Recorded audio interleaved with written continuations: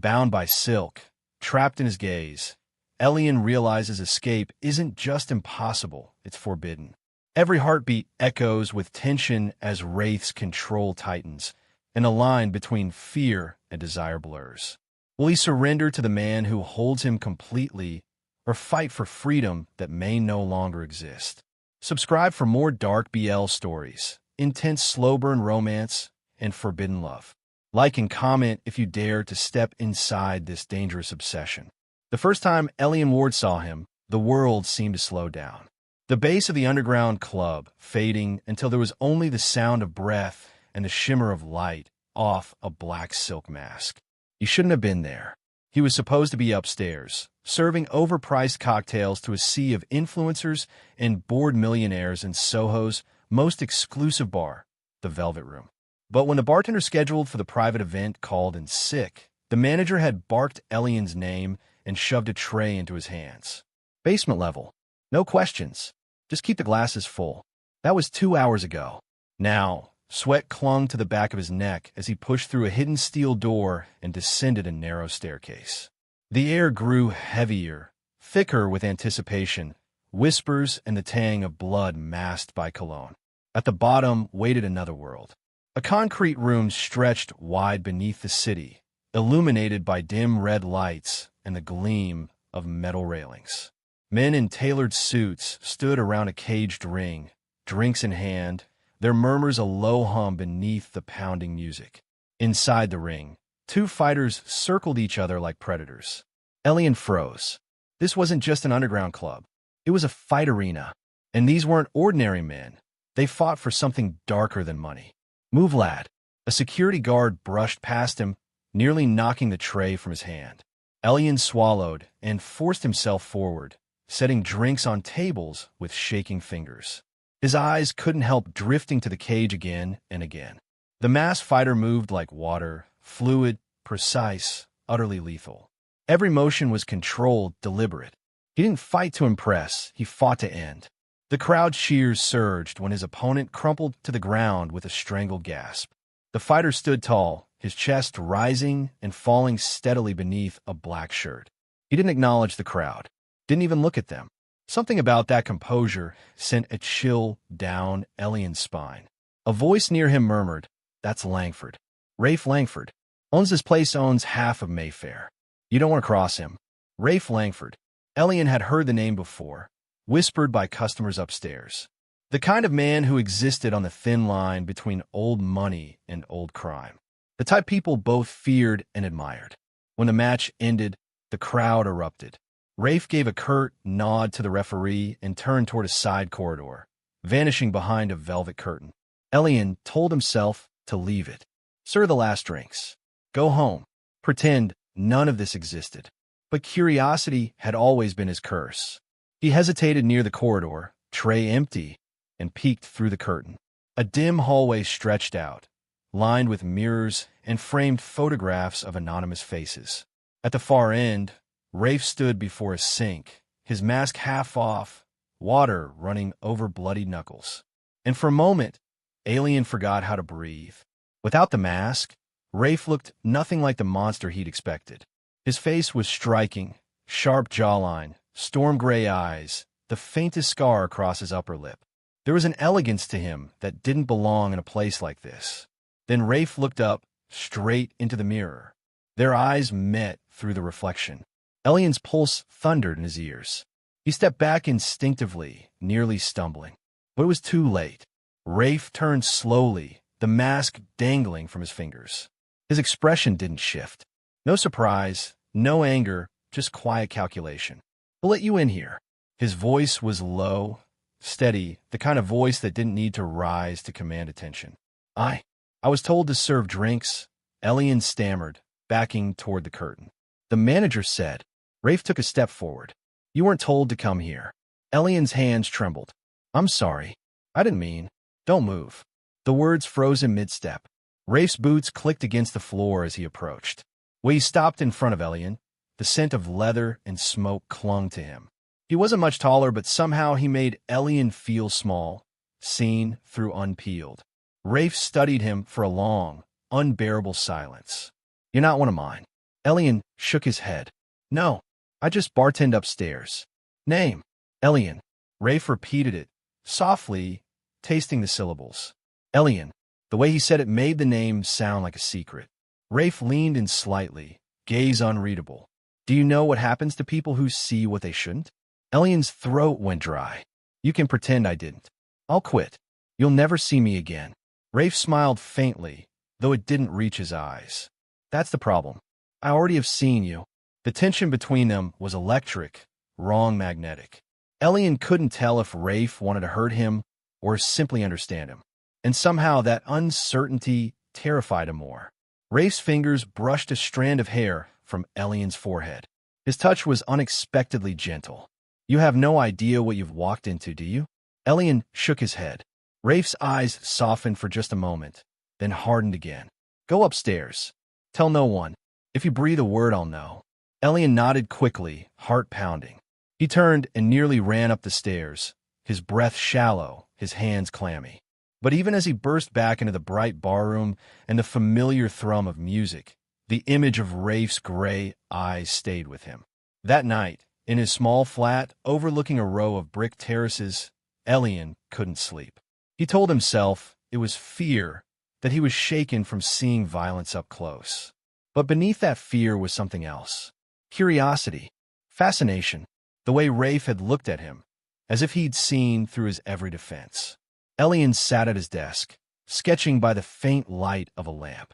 His pencil moved without thought, shaping the line of a jaw, the shadow of a mask, eyes like winter storms.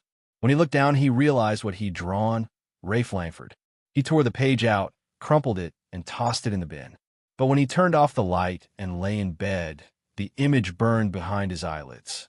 Down in Soho, in a penthouse high above the Thames, Rafe stood at his window, sipping whiskey. He wasn't thinking about the fight. He wasn't thinking about the blood on his hands. He was thinking about a pair of frightened hazel eyes that had dared to look back. A small, knowing smile touched his lips. I told you not to look, he murmured to the night. And yet you did. 3 days passed, and Elian had almost convinced himself it was over. Almost.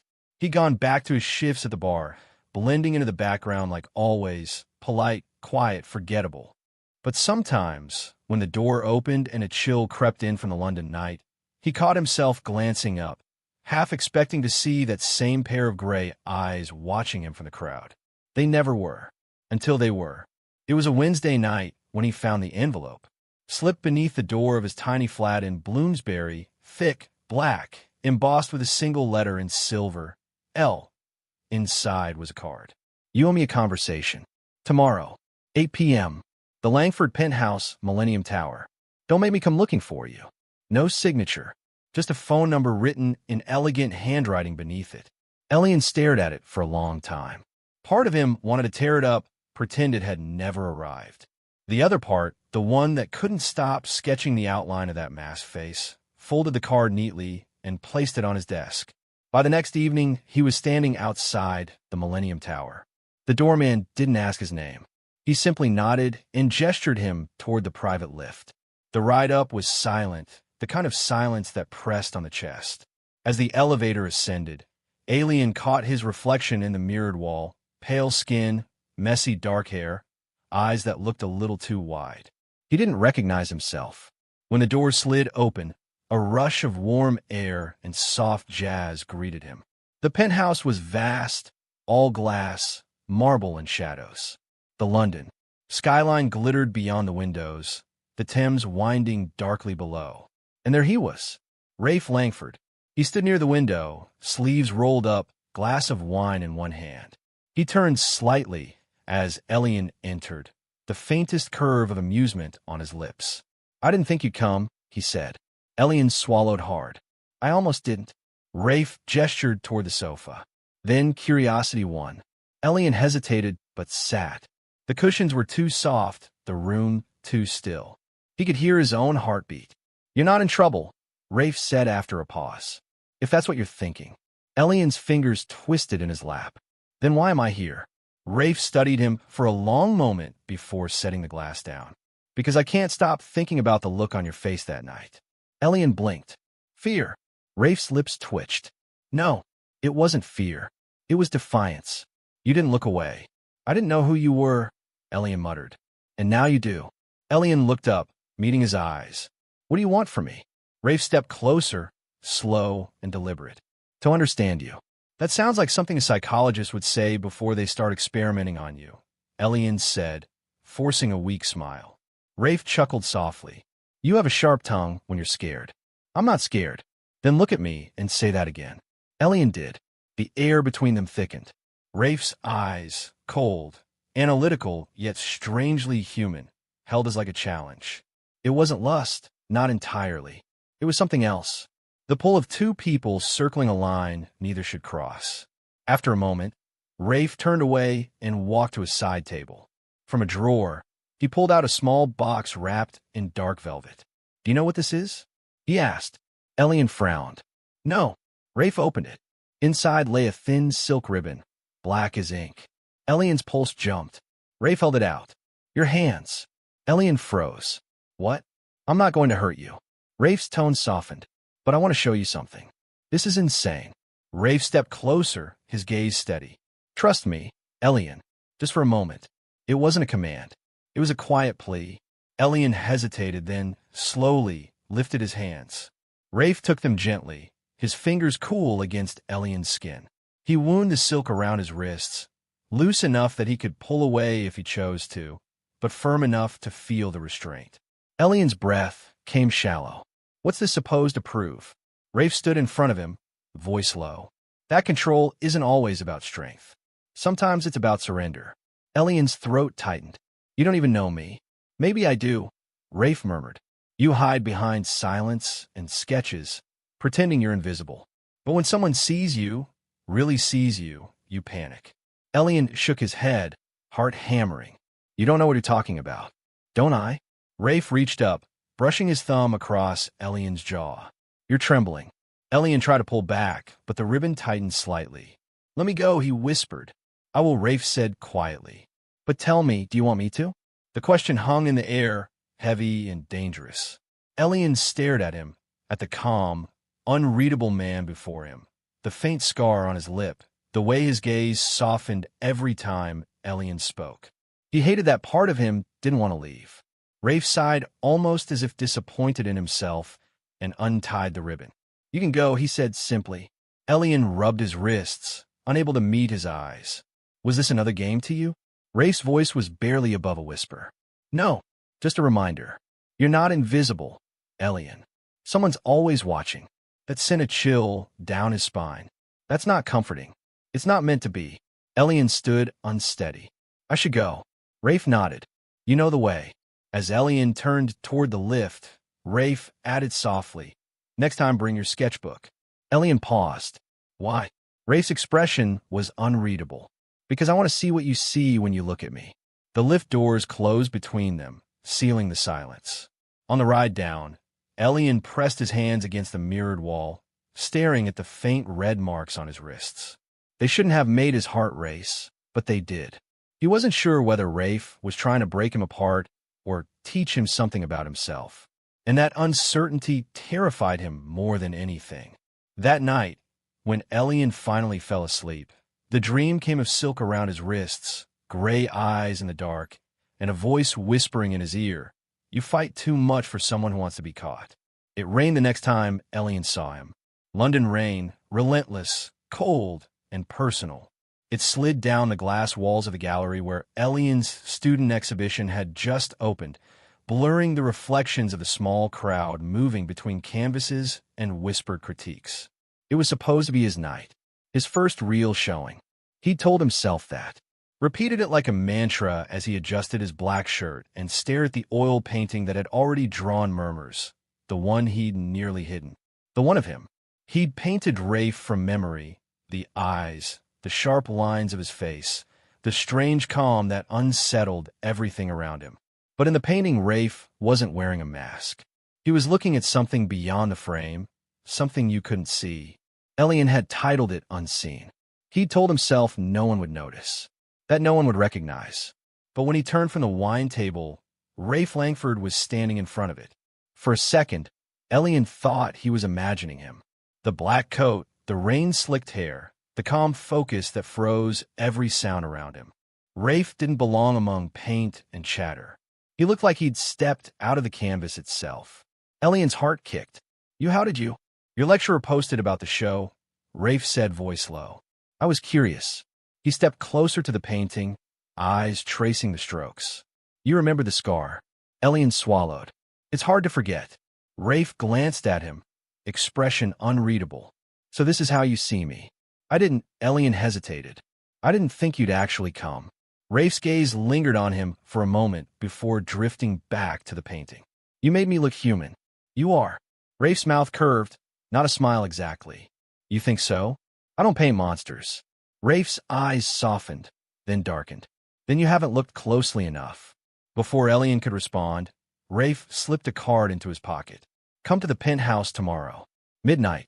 There's something I want to show you. And just like that, he was gone. The next night, Elian told himself he wouldn't go. He paced his flat, watching the clock tick toward 12, telling himself it was madness, dangerous even. Then he grabbed his sketchbook and left anyway. The city was quiet by the time he reached Millennium Tower. The doorman didn't stop him. The elevator knew where to go. The penthouse was dark when he stepped inside, the city lights outside casting faint gold patterns across the floor. Rafe, he called. A faint hum came from deeper within. He followed it, past the living room, past the grand piano, until he found an open door. Inside was a room he'd never seen before. Wide, filled with canvases, the air smelling faintly of turpentine and rain. An art studio, and every canvas was of him. Dozens of them. Elian's face in charcoal and oil and shadow. Dozens of them. Elian's face in charcoal and oil and shadow. Some half-finished, some eerily lifelike. He froze. What the hell? Rafe stood in the corner, hands in his pockets, watching him. I started painting you before we met. Elian turned slowly. That's impossible. Rafe's gaze didn't waver. I saw you once, sketching by the river. You drew like you were drowning, and the pencil was the only thing keeping you alive. Elian's breath hitched. You follow me? Rafe's tone was calm, almost clinical. I watched you. That's not better. I wasn't stalking you, Elian. I was studying you. There's a difference. Elian laughed sharply. No, there isn't. Rafe took a step closer. Laughed sharply. No, there isn't. Rafe took a step closer. You're angry. Good. That means you care. Care? Elian snapped. You tied me up, you watch me, you paint me like I'm some experiment. You are, Rafe said quietly. You're the first person who ever looked at me without flinching. You don't know how rare that is. Elian's pulse thudded. You don't know what you're doing. Don't I? Rafe moved closer until they were inches apart. You paint because you can't say what you feel. I tie things down because I can't control what I feel. We're not so different.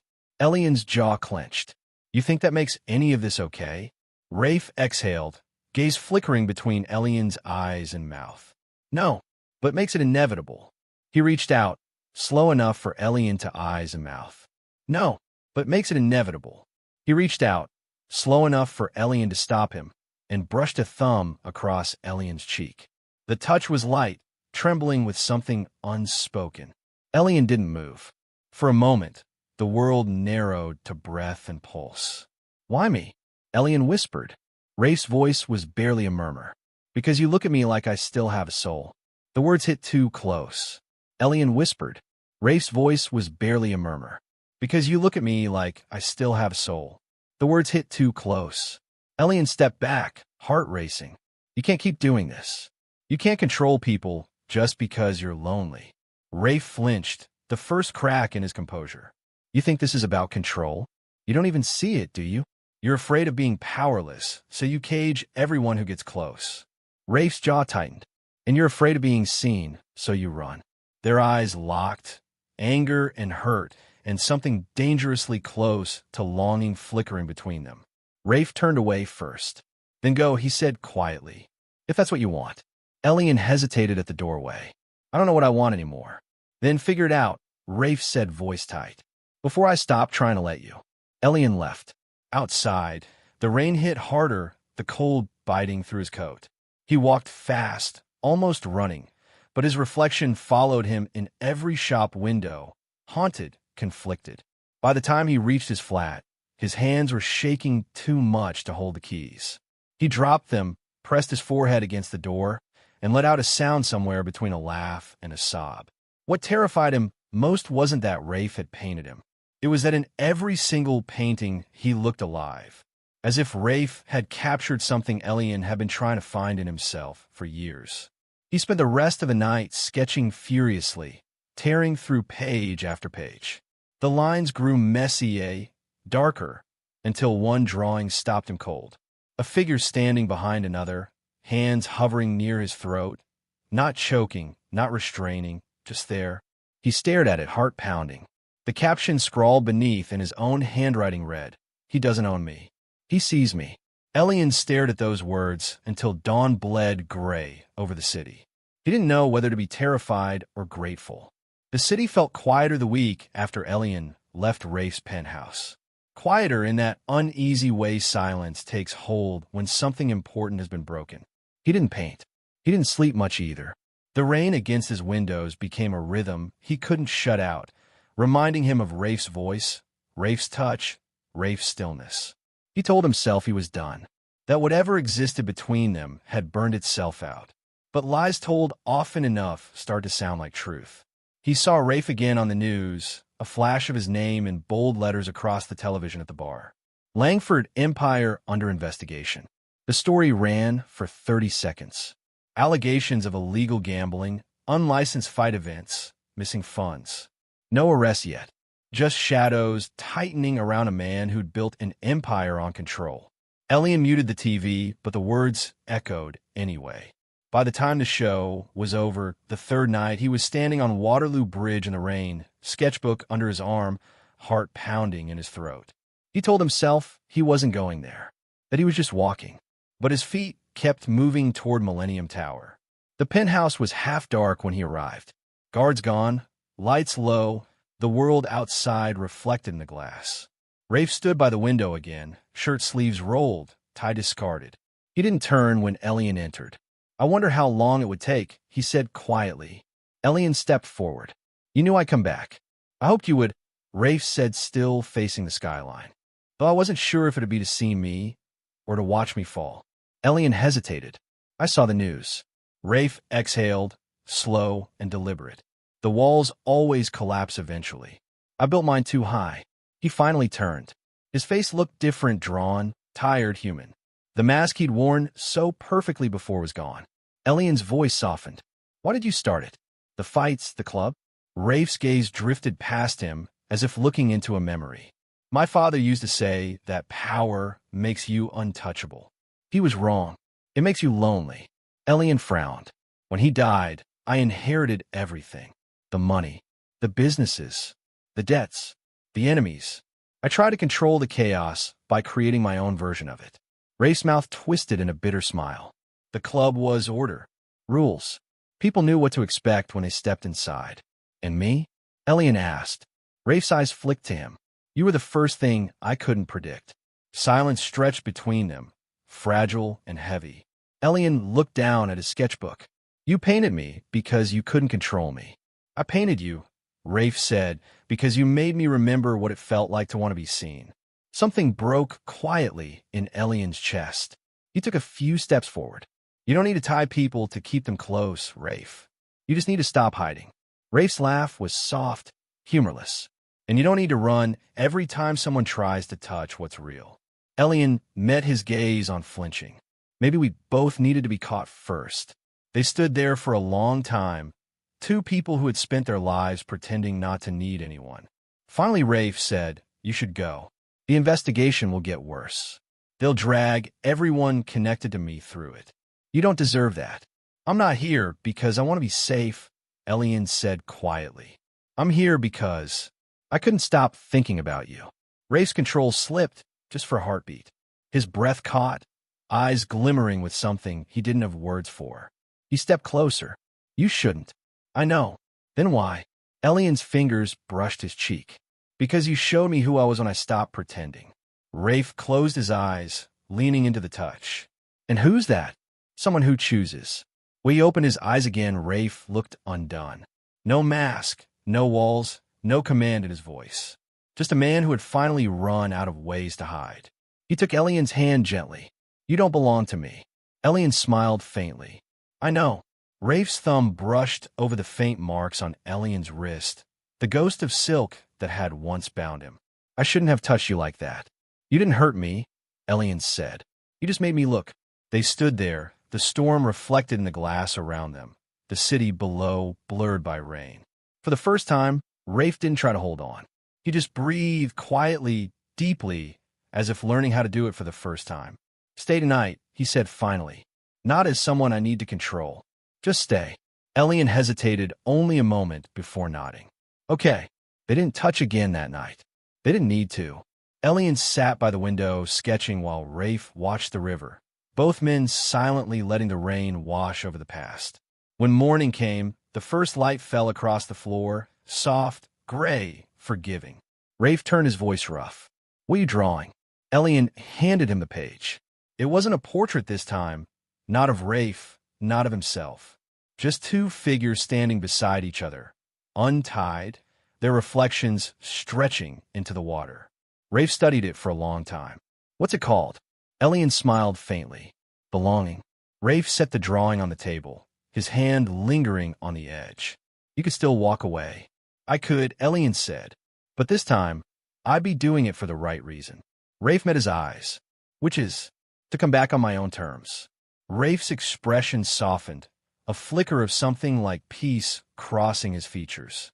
Outside, the city began to stir. Traffic hums, footsteps, the faint sound of life returning to motion. Inside, the air finally felt still. Rafe poured 2 cups of coffee and joined Elian at the window. They didn't speak for a long time. It wasn't silence, not anymore. It was understanding. When Elian finally stood to leave, Rafe didn't stop him. He simply said, "If you ever pay me again, make sure it's the real version this time." Elian smiled. "I already have." And when the elevator doors closed behind him, there was no fear this time. Just the quiet certainty that some connections didn't have to be owned to mean something. They simply had to be chosen.